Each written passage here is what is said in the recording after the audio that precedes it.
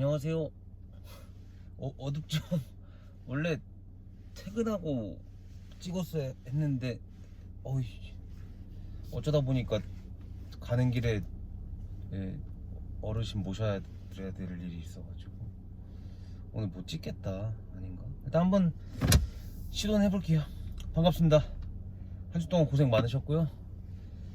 오늘은 6월 며칠이지? 여튼 금요일입니다. 지금 시간은 저녁 8시 48분. 저는 본가인 대전으로 이제 내려가려고 막 출발합니다. 이게 아마 밖에 좀 조명이 있으면은 그래도 좀 보일 텐데 지금은 거의 안 보이죠. 앞에 조명을 켰는데도 거의 안 보이는 느낌이라 한 주 동안 고생 많으셨고 이런 느낌이면은 이런 느낌이면 그래도 괜찮죠. 한 주 동안 고생 많으셨고 주가는 지지부진했지만은 어차피 거래 정지일까지 얼마 안 남았기 때문에 기다리고 있으면은 나쁘지 않은 구조죠. 아이고.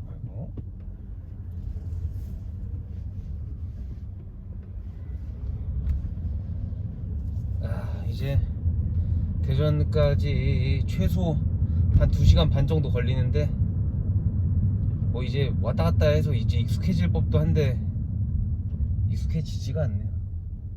여기가 뭔가 파란불 켜질 것 같은 느낌이라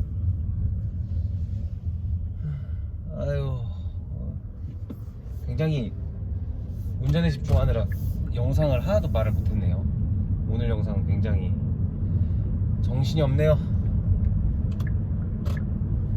오늘 퇴근하고 정신이 없어가지고 못 봤는데 잠깐 지나가면서 보니까 KB증권인가에서 의제배당 관련해서 공시 올라온 것 같던데요.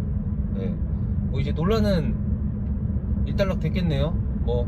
지난 영상에서 제가 말씀드렸을 때만 하더라도 제가 알아본 부분에 대해서 저도 100%는 아니었기 때문에 다만 정보를 꼭 전달드려야 되는 느낌에서 이제 말씀드렸던 건데 이제 확정이 됐으니까 각 주주분들께서 가용한 범위 안에서 최대한 절세하실 수 있는 어떤 다양한 방법을 고민하셨으면 좋겠습니다. 저는 설명드렸던 것처럼 평단가 작업을 했고 제가 원래 36,000주 정도 보유하고 있는데 저는 이제 매도 타점도 잘 모르고 그런 기술적인 능력이 없어가지고 한 200주 정도 200~300주 정도 손해본 것 같은데 괜찮습니다. 세금 냈다고 생각하면 되고 한 번 더 하면 되죠. 저는 이제 평단가가 15,800원이기 때문에 예전에 8,000원대보다는 훨씬 더 여유 있어졌고 그 부분은 이제 일단락 됐으니까 더 이상 이제 언급할 필요도 없을 것 같습니다. 지금도 세금 안 나온다고 하는 사람들은 자기만의 세상에 사시는 분들이니까 그분들의 의견 존중합니다. 오늘은 역시나 특별하게 할 얘기는 없는데 오늘 이제 아는 지인한테서 이제 질문을 하나 받았어요. 이제 두산인프라코어가 좀 있으면 이제 거래 정지가 되는데 지금 공매도 친 게 인적 분할 전까지 상환을 무조건 해야 된다? 아니면 상환을 하지 않아도 된다라는 부분 가지고 사람들이 말이 많다고 그 부분에 대해서 좀 알려달라고 해가지고 간단하게 좀 설명을 해줬었는데 제 얘기가 정답은 아니지만은 좀 혹시라도 그것 때문에 지금도 투자하시는데 찝찝하실 수도 있는 분들 있을까봐 좀 얘기를 해드리려고 합니다. 일단은 저는 공매도 무조건 일괄 상환 언제까지 해야 된다 이런 거 아는 건 없습니다. 다만 기본적으로 두 가지를 좀 말씀드리려고 해요. 공매도의 본질과 그리고 두산인프라코어가 인적분할 이후에 공매도에 어떤 영향이 있는지에 대해서. 첫 번째로 공매도의 본질이 뭐냐면은 너무 기본적인 거라 가지고 1 더하기 1은 2 같은 느낌인데 공매도라고 하는 것이 기본적으로 그 주식의 내재 가치에 비해서 그 시장에 관심이 너무 커서 고평가되어 있는 그런 특정 종목들에 대해서 그 가치가 맞지 않기 때문에 주가의 하락에 베팅을 하는 걸 공매도라고 하는 겁니다. 다 아시잖아요. 뭐 이거 모르는 사람 있나요? 이 말이 무슨 말이냐면은 결국에는 기업의 내재 가치가 현재 기업의 그 주가보다 낮을 때 공매도를 치는 거예요. 그리고 그 전까지 두산중공업이랑 두산인프라코, 특히 두산중공업이 좀 셌죠. 두산인프라코도 마찬가지긴 했지만은 공매도를 칠 이유는 충분했습니다. 뭐 워낙 모회사 두산그룹이 전 계열사가 어렵다는 것, 옛날에 뭐 동양, 두산, 또 어디지? 여튼 증권가에 되게 유명했잖아요. 이 세 개 들어가는 주식은 사면 안 된다고. 그만큼 회사가 어려우니까.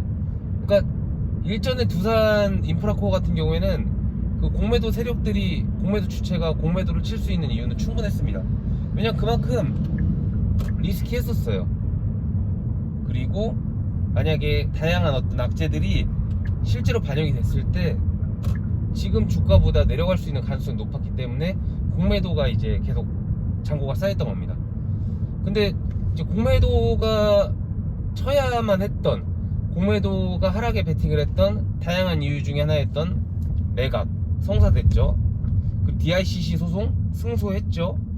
뭐 기타 뭐 잡다한 것들에 대해서 결국은 시장은 불확실성이라는 것을 가장 싫어하는데, 이 불확실성이 하나하나 해소가 돼서 현재는 인적분할 대기, 이제 인적분할 전 거래 정지되기, 영업일로는 이제 6영업일이 남았고 각종 악재들이 다 해소가 된 상태입니다. 다라고 하긴 좀 그런가요? 좀 너무 극단적이니까 거의 다 해소가 된 상태입니다.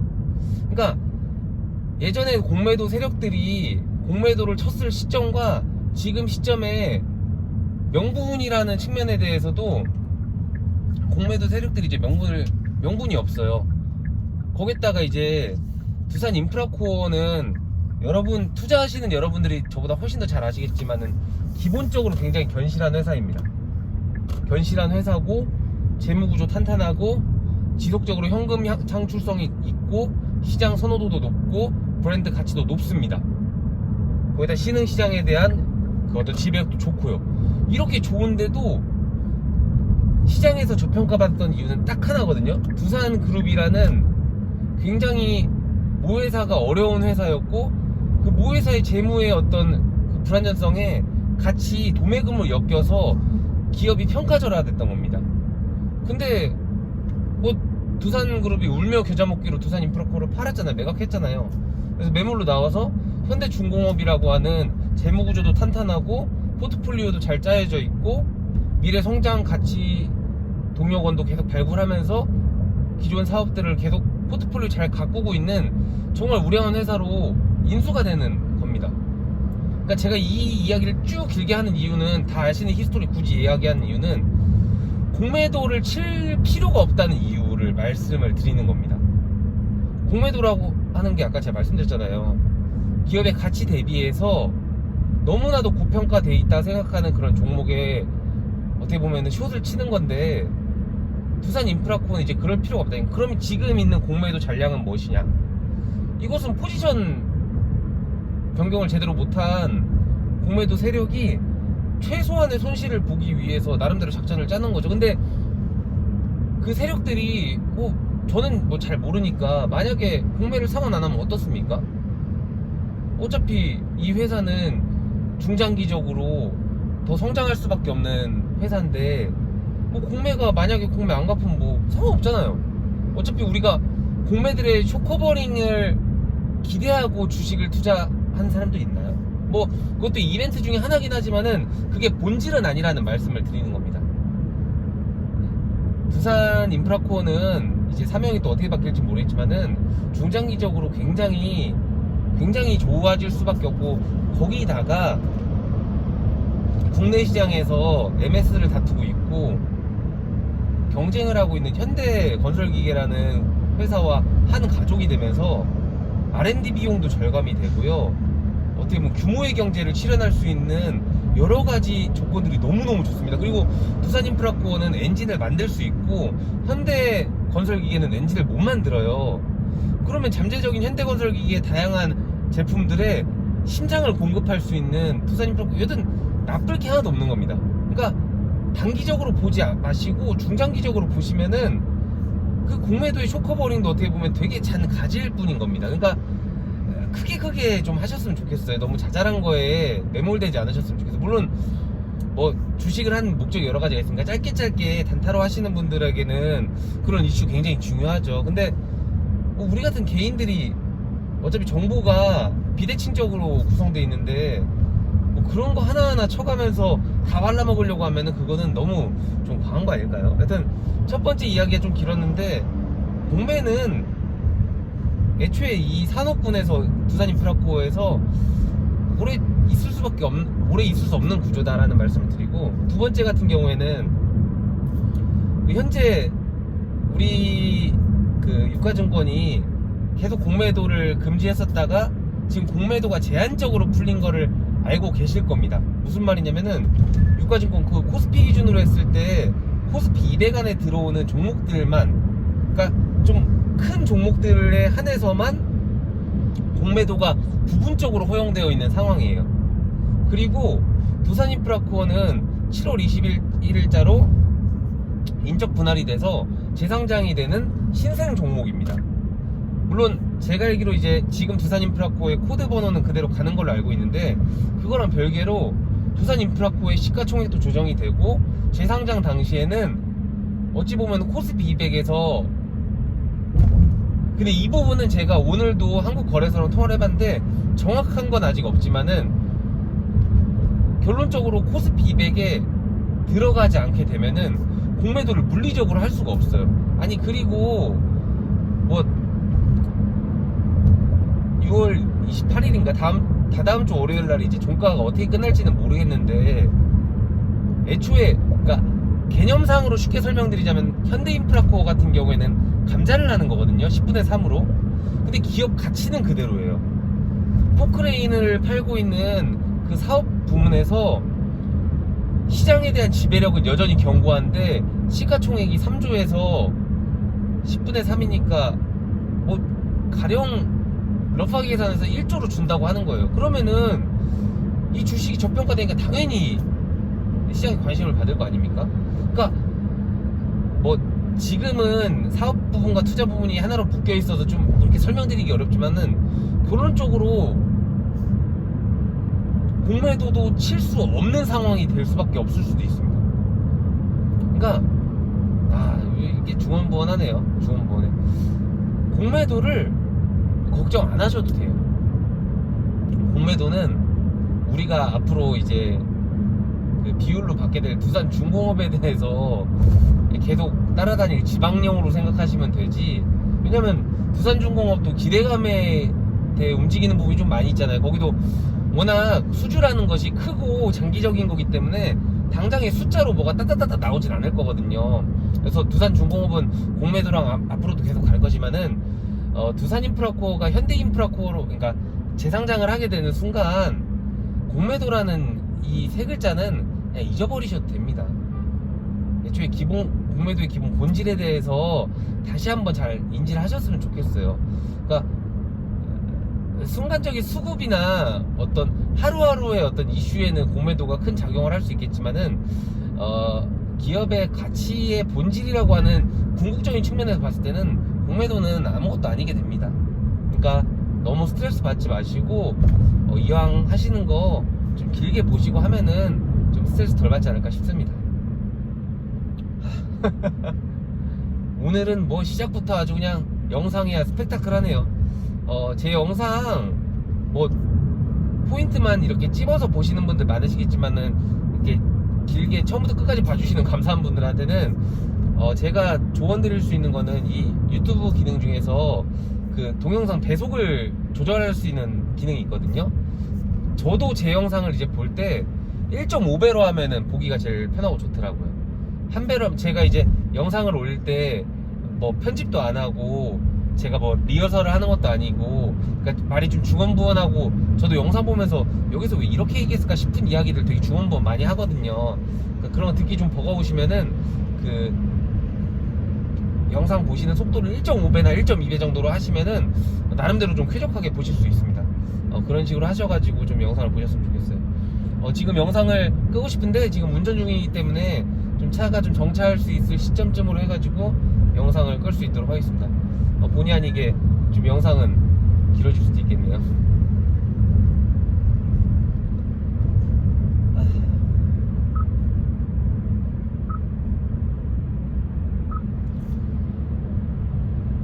좀 간단하게 뭐 개인적인 이야기를 하자면은 얼마 전에 제가 그 세금 때문에 평균 단가 작업을 좀 했잖아요. 시장가에 팔고 시장가에 다시 매수를 했는데 주식 수는 조금 손해봤지만은 큰 의미는 없지만 어찌됐건 그 당시에 팔고 샀기 때문에 수익 실현을 했죠. 제가 그때 당시 시점 기준으로 해서 2억 5천 정도 수익 실현을 했는데 여러분들이 저를 어떻게 보실지 모르지만 저는 굉장히 그냥 프로레탈리아하고 민초고 살면서 그런 돈을 별로 만져본 적이 없는 사람입니다. 그냥 회사원이고 뭐 제가 2억 5천 2억 뭐 1억 이렇게 말을 쉽게 하지만은 그런 돈 만져본 적이 없는 사람이에요. 그래서 급한 마음에 이제 매도를 진행을 하는데 하면서도 참 생경하더라고요. 저도 이제 월급을 막 조금 주는 회사는 아니고 그러다 엄청 많이 주는 회사도 아니지만은 받을 만큼 받는데 아시잖아요. 직장인들 월급 받아서 세금 떼고 뭐 이것저것 고정비 쓰고 차값 뭐 이렇게 내고 뭐 어쩌고 하다 보면은 뭐 한 달에 100만원 이상 저금하기, 그러니까 저축하기 쉽지 않거든요. 진짜 뭐 결혼까지 하면은 뭐 말 다 한 거고, 레버리지 껴서 집 사신 분들은 뭐 거의 못 모으시겠죠. 저 같은 경우에도 제 약간 삶의 모토가 뭐 하고 싶은 건 좀 다 하고 쓰고 싶은 건 다 쓰는 느낌이라서, 물론 제가 막 엄청 사치라고 그러진 않지만은 제가 일했던 근로 시간에 비해서 뭐 돈을 엄청 많이 모으진 않았었어요.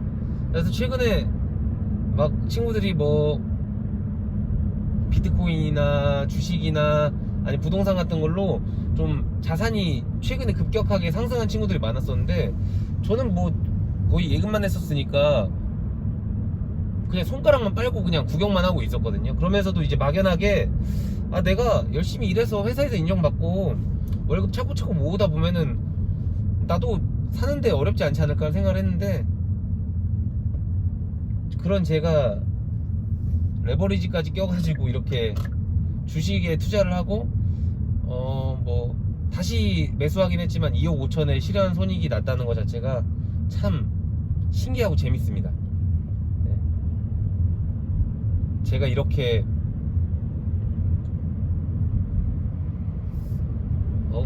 잠깐만요. 맞다. 이거 이야기하기 전에 영상 이제 그만 보셔도 된다는 말씀을 드렸어야 됐는데, 아까도 말씀드렸지만 지금 영상을 끌 타이밍은 애저녁에 지났는데 지금 이제 고속도로 이제 여기 들어오면은 얼추 잠깐 정체되는 구간이 있어서 그때 끄면 되거든요.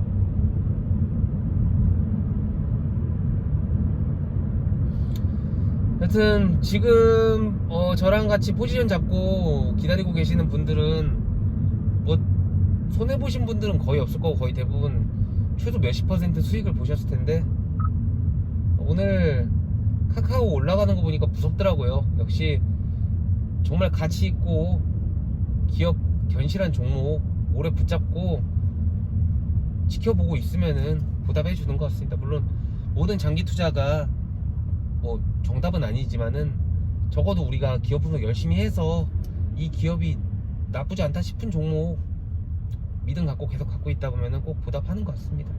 뭐 제가 주식 경력이 워낙 미천해가지고 앞으로도 어떻게 될지 모르겠지만은 일단 뭐 영업일 기준으로 한 6일 정도 남은 두산인프라코어 거래정지, 그 전까지 좀 아마 많은 변동성이 있을 것 같은데, 일단은 가장 큰 이슈였던 세금 이슈가 어찌됐건 오피셜이 나와서 일단락 되는 것 같은 느낌이니까 주주분들 좀 집중하실 수 있는 부분을 좀 찾아가실 수 있을 것 같아요. 그래서 좀 얘기가 길어졌는데, 정체되고 있고 뭐 앞에 차 거의 뭐 10km 이하로 가니까 뭐 꺼도 이제 크게 뭐 위험하진 않을 것 같습니다. 잠깐만요. 저는 대전 잘 내려가겠습니다. 주말 잘 보내시고 다음 주 아마 우리에게 굉장히 파서티브한 장이 될 건데 즐겼으면 좋겠습니다. 여기서 영상 끊겠습니다. 안녕.